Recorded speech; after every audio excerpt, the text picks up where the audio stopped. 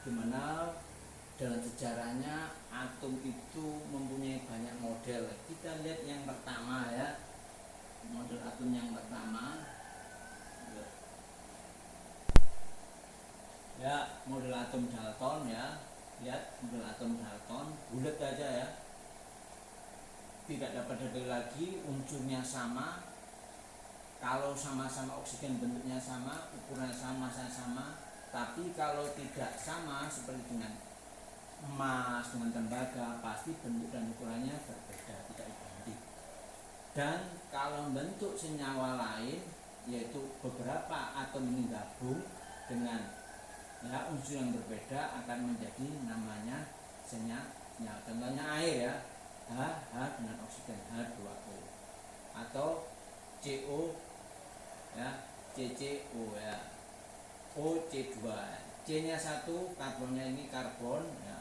Kemudian tambah lagi banyak perubahan-perubahan ya, hanya karena apa? Ini CO2 ya, hanya U-nya 2, C-nya 1 ya. Ini contoh bagaimana bentuk atom diterangkan oleh Pak Dalton. Tapi ternyata kemudian berubah lagi ya, oleh kita lihat dengan namanya Pak Thomas Rutherford ya. Pak Thomas setelah diputar-putar ya, kita bisa muter-muter sini ya. Pak Thomas menunjukkan bahwa ternyata bentuk atom itu tidak seperti apa biasanya.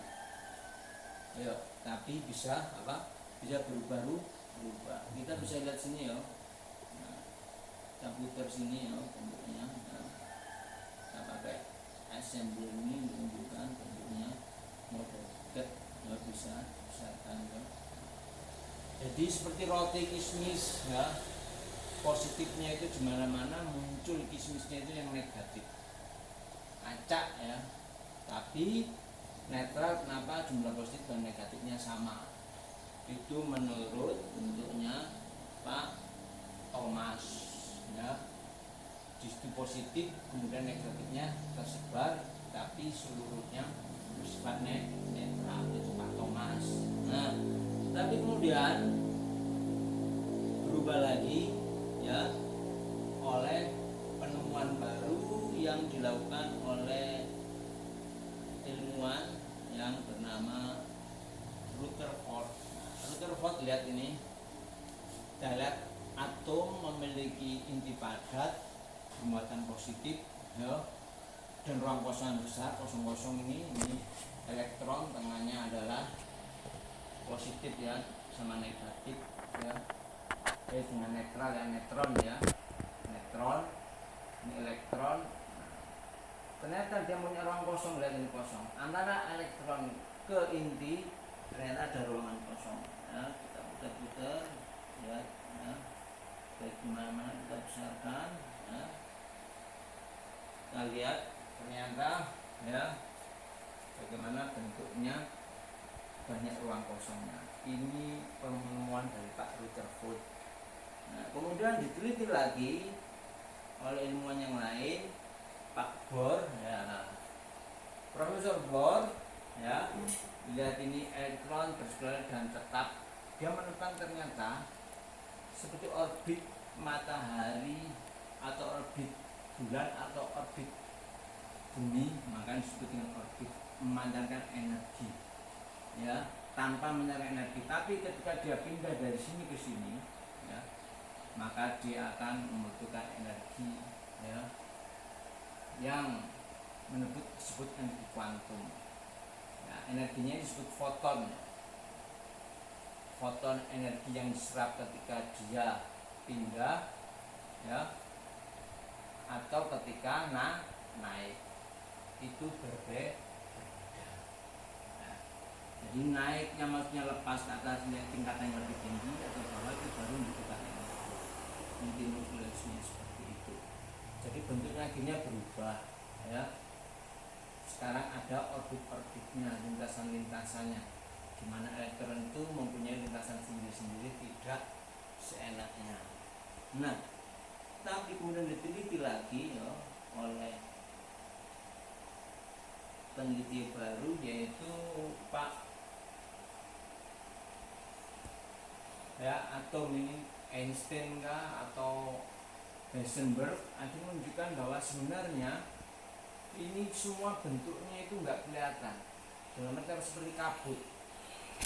Kalau bentuknya seperti ini, elektron satu orbital S saja kayak bulat sini aja, bola, bola. Tapi kalau sudah elektronnya banyak, bentuknya macam-macam, setengah bulat, ada tengahnya ada gini. Kalau sampai orbitalnya lebih tinggi lagi, bentuknya tambah aneh, ya, antara bentuk bulat-bulat seperti ini. Nah, jadi tadi seperti tadi kuantum subkulit yang dikatakan mengeluarkan foton ini menunjukkan tingkat energinya, ya, subkulit berapa, ya, P, ya, P2, P3, ada S1, S2, ya, P, ya, S. Nah, ini semua adalah bentuk-bentuknya. Dan disebut dengan Heisenberg. Maksudnya apa? Elektron yang tadi bisa di lintasan tadi itu ternyata tidak semudah itu mengenai posisinya. Ditunjukkan bahwa tidak mungkin ya kita itu melihat tidak mungkin menentukan posisi dan momentum elektron secara bersamaan, ya, dengan posisi dan momentum, ya, karena tidak pasti, ya, karena apa? Seperti tadi lintasannya itu berubah sesuai dengan energinya, jadi kesulitan. Jadi itu penemuan terakhir dari umat manusia tentang bagaimana bentuk model atom. Yang terakhir yaitu bentuk kuantum. Kemudian dengan pembelajaran, silakan kalian lihat di HP ataupun di laptopnya sendiri bagaimana sumber edu itu mengajarkan kita untuk melihat sesuatu yang abstrak menjadi gampang. Demikian, assalamualaikum warahmatullahi wabarakatuh. Dan tidak bingung lagi untuk membayangkan gambar-gambarnya kayak mana itu bentuk atom, jadi sangat mudah dipahami dan lebih jelas.